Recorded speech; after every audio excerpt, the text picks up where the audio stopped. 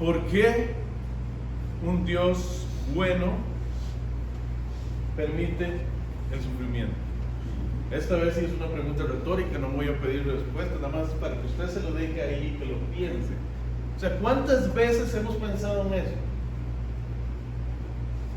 En algún momento de nuestra vida, ¿verdad? Si no nos lo preguntamos ahora, nos lo hemos preguntado siendo jóvenes, nos lo hemos preguntado en medio de algún problema, de alguna situación que tal vez para nosotros no tiene sentido.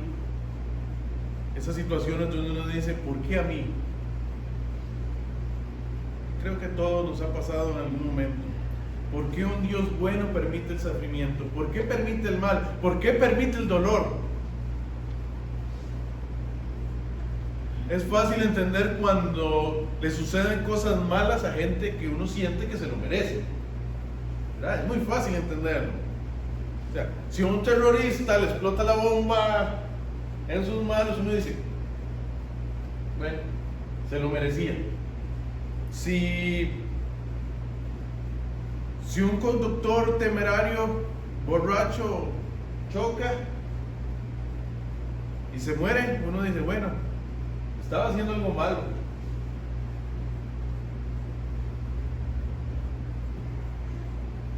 Si una persona está jugando con fuego, que se quema, tiene sentido. Hasta puede parecer lógico que alguien que haya estado fumando mucho, se muera de cáncer. Pero qué difícil que es entender cuando uno siente que la persona realmente no tenía culpa de él. Un niño que contrae cáncer, un niño con leucemia, un joven que en un accidente de tránsito pierde su vida o pierde alguna parte de su cuerpo porque un borracho lo atropelló muchas veces, ¿verdad? El ser víctima de una bala perdida. Bueno, y son muchísimos ejemplos donde uno dice, wow, ¿por qué? Quizás el ejemplo más grande en la escritura de una situación sobre el sufrimiento es, bueno, creo que esa pintura famosa es una pintura, ¿saben de quién se refiere? Yo creo que no voy a tener que decir el nombre. ¿Quién es? Job. Con sus 3 amigos como los que yo no quiero tener, ¿verdad? Pero sus 3 amigos. Job nunca entendió lo que estaba pasando. Pierde sus hijos, pierde animales, se enferma, etcétera, etcétera, etcétera. Aunque al final él tiene que reconocer, ¿verdad? Nos dice la escritura, hablaba lo que no entendía, que él nunca lo entendió. De hecho, los amigos de Job son un ejemplo de cómo muchas veces los creyentes pensamos. Pensamos muchas veces que el sufrimiento es un castigo a causa de los pecados cometidos. Muchas veces es así, pero no siempre es así. En general, pensar que todos los sufrimientos son por castigo de Dios o por una prueba que debemos pasar, realmente es una mala teología, un mal pensamiento sobre el sufrimiento humano. Por otra parte, hay que reconocer que no siempre vamos a tener una respuesta. O sea, sería muy arrogante de nuestra parte entender por qué sufrimos. Como seres finitos que somos, no podemos pretender eso. Entonces, lo que vamos a hacer en esta mañana, en este estudio, es solo mencionar algunos propósitos del sufrimiento en el cristiano. Conste, no voy a hablar en general del sufrimiento, sino en el cristiano. De hecho, voy a mencionar algunos, no van a abarcar todo. Puede que haya más, pero mencionemos algunos. Entonces, he titulado el mensaje 5 propósitos del sufrimiento en el cristiano. Vamos a ver 5 puntos, cada uno con un texto, lo vamos a ir analizando rápidamente.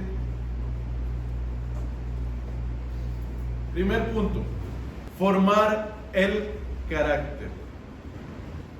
Dice la Escritura en Santiago 1, 2 y 4: hermanos míos, tened por sumo gozo cuando os halléis en diversas pruebas, sabiendo que la prueba de vuestra fe produce paciencia. Mas tenga la paciencia su obra completa, para que seáis perfectos y cabales, sin que os falte cosa alguna. ¿Okay? Véanlo bien en el texto. Lo voy a volver a leer. Hermanos míos, tened por sumo gozo cuando os halléis en diversas pruebas, sabiendo que la prueba de vuestra fe produce paciencia. Mas tenga la paciencia su obra completa, para que seáis perfectos y cabales, sin que os falte alguna cosa. Subrayé esas palabras en el texto. La prueba produce paciencia para que seáis perfectos. Todas son parte del texto, pero en forma muy resumida. Eso es lo que dice el texto. La prueba produce paciencia para que seáis perfectos. La palabra clave en ese texto es paciencia. En cada uno de los textos que voy a presentar voy a hablar de una palabra clave. En este es paciencia, que básicamente lo que quiere decir es perseverancia.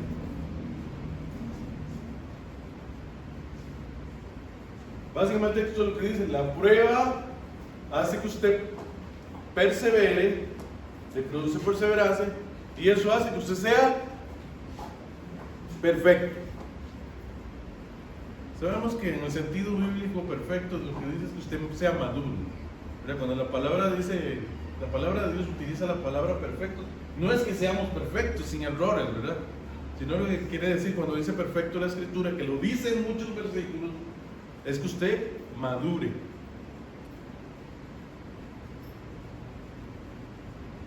Porque Dios puede usar las dificultades de la vida para moldearnos, de manera que seamos más maduros en la fe, más piadosos, más semejantes a Cristo. Entonces, en palabras sencillas, las pruebas nos ayudan a tener más perseverancia, nos ayudan a madurar y a crecer como creyentes, nos ayudan a confiar en Dios, a poner los ojos en Él.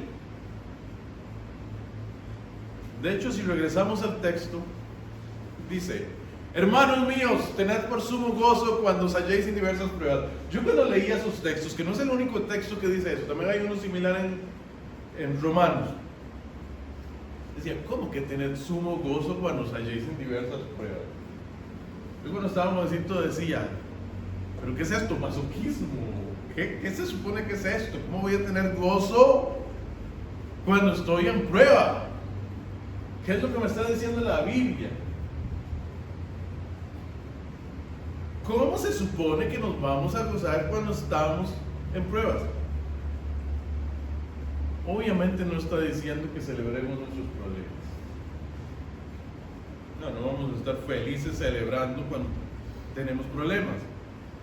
Lo que nos dice el texto es que tenemos que regocijarnos por lo que Dios puede hacer y hará por nosotros y para su gloria a través de las pruebas.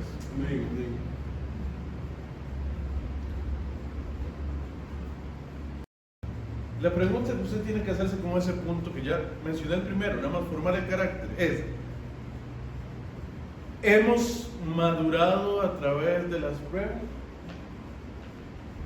¿Hemos crecido? ¿Cómo responde usted a las dificultades de la vida? La forma en que responde a las dificultades de la vida demuestra si está madurado o no. O sea, ¿nos han hecho mejores cristianos o nos han amargado? ¿Ha crecido nuestra fe o nos ha alejado de Dios? ¿Se parece nuestro carácter más al de Cristo? ¿Hemos permitido que el sufrimiento nos conforme a la imagen de Jesús? Y vamos con el segundo propósito: probar la fe. Uno de los propósitos es probar la fe.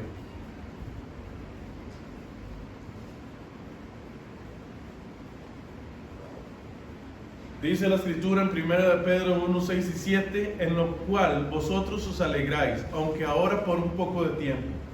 Si es necesario, tengáis que ser afligidos en diversas pruebas, para que sometida a prueba vuestra fe, mucho más preciosa que el oro, el cual, aunque perecedero, se prueba con fuego, sea hallado en alabanza, gloria y honra cuando se ha manifestado Jesucristo. El segundo propósito del sufrimiento en el cristiano es probar nuestra fe. En este caso la palabra clave es prueba. El texto nos dice que debemos pasar por diversas pruebas. Y esto como creyente nos es necesario. O sea, regresemos al texto para que usted lo vea. Dice: si es necesario, tengáis que ser afligidos en diversas pruebas. O sea, es necesario que el cristiano pase por pruebas. Tenemos que pasar por pruebas. ¿Para qué?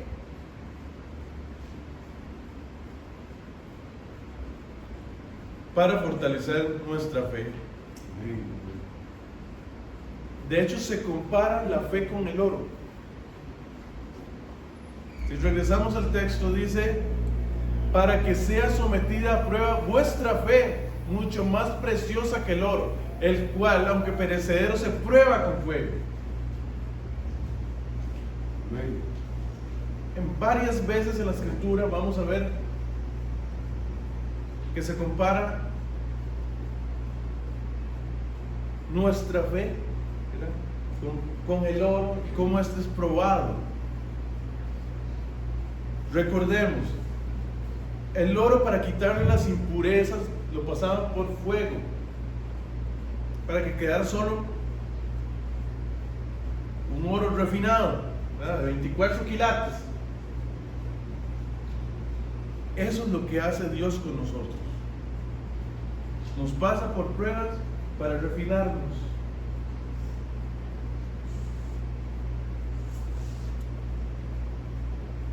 Para comprobar que nuestra fe es genuina. Si todos los problemas y todos los sufrimientos que pasamos, cierto, no son a causa del pecado, pero yo sí puedo decir una cosa: todos los sufrimientos que pasamos son pruebas. ¿Por qué son pruebas? Porque todos son medios en que Dios nos está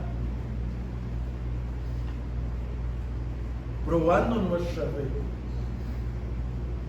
y ver si en medio de eso confiamos en Él, si ver si en medio de eso permanecemos en Él. ¿Cómo sabe usted si ya ha pasado la prueba? Perdón. ¿Cómo sabe usted si ha pasado la prueba? Si usted sigue caminando en la fe. El que no pasa la prueba sencillamente es el que se va. El que en medio de los problemas, en vez de permanecer en Cristo, se va. Desiste. En vez de, ya ha quedado el oro, ¿verdad? O se ha deshecho el oro. Están las opciones. Que el oro sí es perecedero. De hecho, el texto sí dice que el oro es perecedero. Un mal trabajo con el oro puede hacer que el oro se deshaga.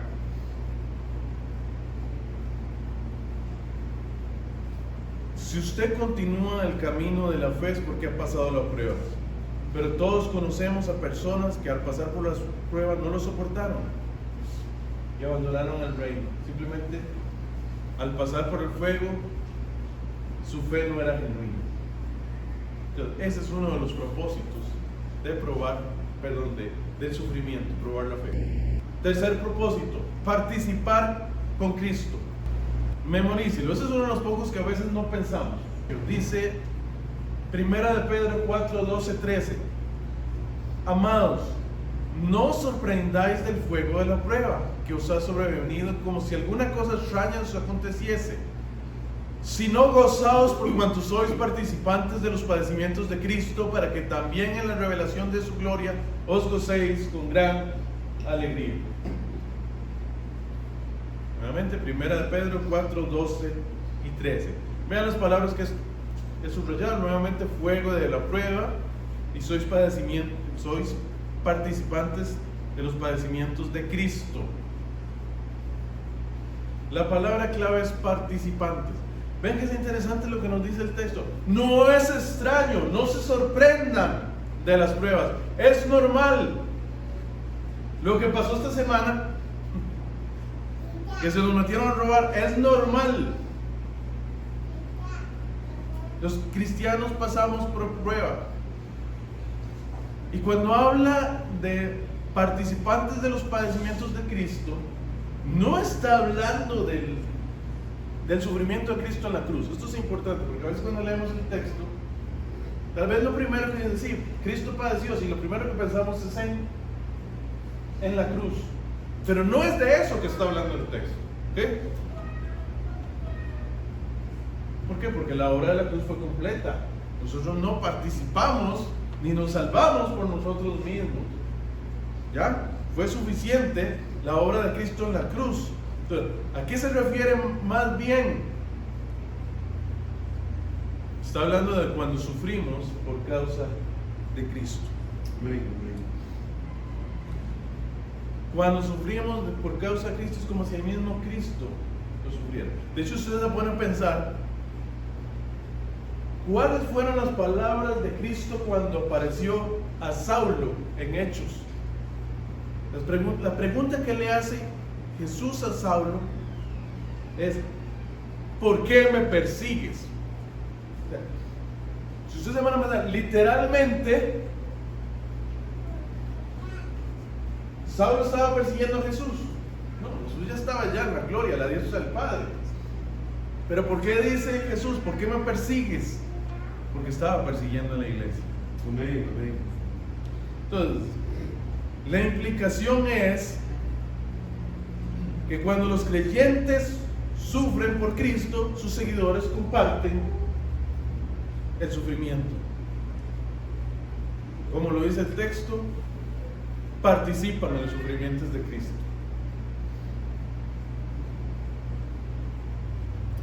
Cristo se identifica con el sufrimiento de su pueblo. Entonces, cuando nosotros sufrimos, por causa de Él, Él sufre. Cuando predicamos el Evangelio, cuando enseñamos, cuando damos testimonio y enfrentamos aflicción por Él, participamos en los sufrimientos de Cristo.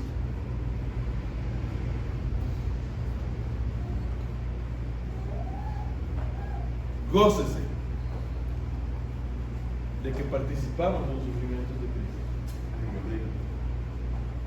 Sufrimos junto con Él. Él sufre cuando nosotros sufrimos. ¿Está usted consciente de que cuando en medio de que compartimos el Evangelio vienen problemas a causa de ello, estamos compartiendo los padecimientos de Cristo? Cuando sufrimos persecución, que es cierto, de este lado del mundo, tal vez no sufrimos la misma persecución, que es más física, por decirlo en otras partes del mundo, pero sí hay persecución. Tenemos una persecución más a nivel de ideas, donde usted se le señala cuando usted dice, no, eso es pecado. Usted dice, no, ¿cómo? Y te dicen fanático, y te dicen, bueno, eso es un tipo de persecución. Entonces, es importante que el texto nos dice, no se sorprendan. Esto va a suceder. Regresamos al texto. No os sorprendáis, como si fuese algo extraño. No, eso va a pasar. ¿Por qué? Porque somos participantes de los sufrimientos de Cristo cuando hacemos la obra del Señor. Vamos al siguiente propósito: disciplinar a sus hijos. Este quizás es el más claro, el que más pensamos. Todos conocemos el texto en Hebreos. Ahí solo voy a mencionar el 5b y el 6, pero es toda una porción larga, ¿verdad?, que habla de eso. Pero aquí voy a presentar el texto básico, ¿verdad? Hijo mío, no menospreciéis la disciplina del Señor, ni desmayes cuando eres reprendido por Él. Porque el Señor al que ama disciplina y azota a todo el que recibe por hijo. Entonces el cuarto propósito es la disciplina a los hijos de Dios. La palabra clave en este versículo es disciplina. Ahora, siempre que yo hablo de disciplina, ya sea a nosotros como hijos de Dios o usted como padre, los que son padres, recuerde, disciplina viene de la misma raíz de discípulo. Y recuérdelo siempre, disciplina viene de la misma raíz de discípulo. La disciplina es formar. Cuando castigamos, cuando recibimos un castigo del Altísimo, o cuando nosotros castigamos a un hijo, una hija, es porque lo estamos formando.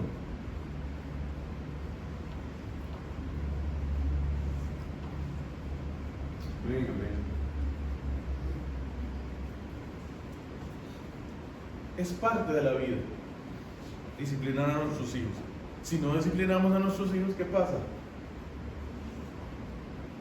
Toma mal camino, así de sencillo. Entonces cualquier padre que ama va a disciplinar. Entonces es lo mismo con nuestro Padre Celestial. Un padre disciplina por el amor. El castigo no es un fin en sí mismo, sino que es por amor, para que nos conduzcamos correctamente. En teoría, un buen padre no debe sentir placer cuando disciplina a un hijo. Al padre debe dolerle, porque lo hace por amor. No vamos a pensar en un Dios que es sádico o abusivo. No, cuando Dios nos castiga, es por amor. Y siempre recordemos eso, porque a veces pensamos, hay gente que está pasando por ciertos castigos y dice, sí, es que Dios le está mandando a eso para castigarlo como si fuera, y a veces ponemos una imagen de un Dios casi sádico. No, lo que quiere Dios es que regresemos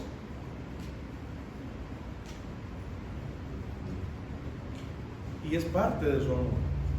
Amén. Dios es un Padre amoroso que nos castiga porque nos ama y debe guiarnos y quiere guiarnos por el buen camino. Entonces sí tenemos que estar conscientes. Muchas veces el sufrimiento es por la disciplina de Dios. Pero recordemos, Dios castiga no con el propósito de sencillamente dañarnos, sino como todo Padre amoroso quiere que recapacitemos, que dejemos algún pecado y que lo busquemos a Él. Hablemos del quinto propósito: consolar a otros. Este es otro de los que yo digo, a veces no lo pensamos, y ahí está en la escritura. Dice el texto: bendito sea el Dios y Padre de nuestro Señor Jesucristo, Padre de misericordias y Dios de toda consolación, el cual nos consuela en todas nuestras tribulaciones. Y ahí está marcado en azul la parte que quiero reforzar, para que podamos también nosotros consolar a los que están en cualquier tribulación, por medio de la consolación con que nosotros somos consolados por Dios. Está en 2 Corintios 1, 3 y 4. Entonces, el quinto propósito del sufrimiento en el cristiano que vamos a ver en esta mañana es ayudarnos a consolar a otros. La palabra clave en este texto es consuelo. El texto nos menciona que Dios es el Padre de misericordias y Dios de consolación. Él es nuestro modelo que al consolarnos nos enseña a consolar a otros. Como nosotros hemos sido consolados por Dios, nosotros consolamos a otros.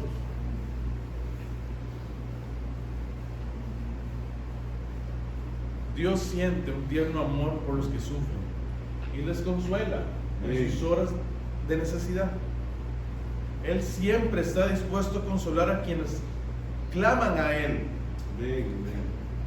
Por muy dura que sea la prueba, la adversidad, Dios demuestra que está cerca de nosotros y nos garantiza que nos va a ayudar. Ahora vamos a la parte que me interesa que usted aplique a su vida. El texto lo que dice Pablo es que así como él ha tenido consolación de parte de Dios, de la misma manera él consuela, bueno, en este caso a los corintios, ¿no? Porque estamos hablando de la carta de los corintios. Si hay un ejemplo de alguien que ha sufrido además de Job, es Pablo, ¿verdad? Sabemos que pasó por muchísimas cosas. Entonces él puede identificarse fácilmente con los cristianos corintios que estaban soportando aflicción, y de la misma manera identificarse con ellos, y nosotros podemos hacerlo por la misma razón. Dado que usted ha sufrido, puede dar consuelo. Dado que usted ha sufrido en algún momento de su vida, es que usted puede identificarse con los otros para poder dar consuelo. Podemos sentir lo que las personas llaman empatía, que es ponerse en los zapatos del otro. Qué difícil que es consolar a otros cuando no hemos vivido en carne propia lo que la otra persona ha experimentado. O sea, a todos nos ha costado muchas veces. No, es que yo nunca he pasado eso, o sea, debe ser duro, pero yo ni me lo imagino. Pero cuán diferente es cuando ya hemos pasado por eso.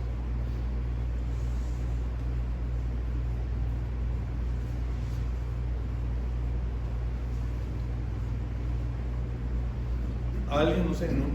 Una mamá que ha perdido a un hijo,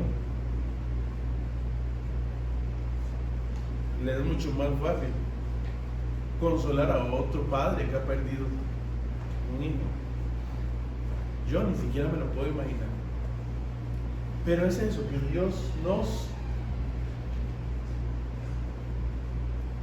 permite sufrir muchas veces para que podamos dar consuelo a otros.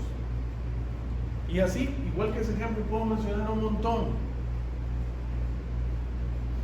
Es parte de lo que Dios nos ha permitido en nuestras vidas. Gracias a que muchas veces hemos pasado por aflicciones, es que podemos entender las aflicciones de otros. Gracias a que Dios y los hermanos nos han consolado, es que hemos aprendido a consolar a otros. Entonces, por medio del sufrimiento, Dios nos enseña el consuelo. Ese sería el quinto propósito del sufrimiento. Como les he dicho, no estoy agotándolos, estoy mencionando solo 5 de muchos que puedan haber. Un poco para quitarnos esta idea de que a veces pensamos que todo es por causa de el pecado, o que todo es una prueba. No, hay otros propósitos en el sufrimiento. Y le dejo esta frase, también anótela, el que está anotando, o tómale una foto, la diapositiva.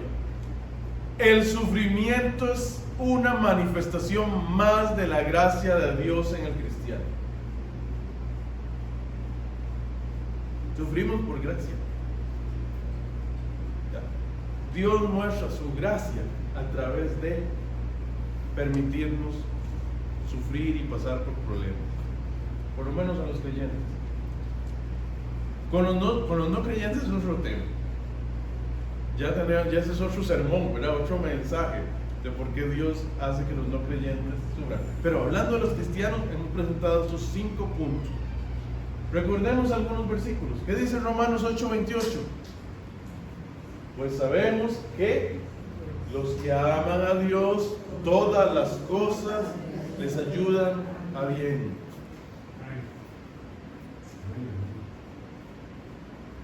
Aún el sufrimiento nos ayuda bien.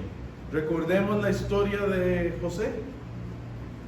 ¿Qué dice José en Génesis 50:20? Que toda la situación de que él fue, bueno, toda la situación con sus hermanos, no vamos a repetir toda la historia, pero ¿qué es lo que dice? Dios le encaminó a bien.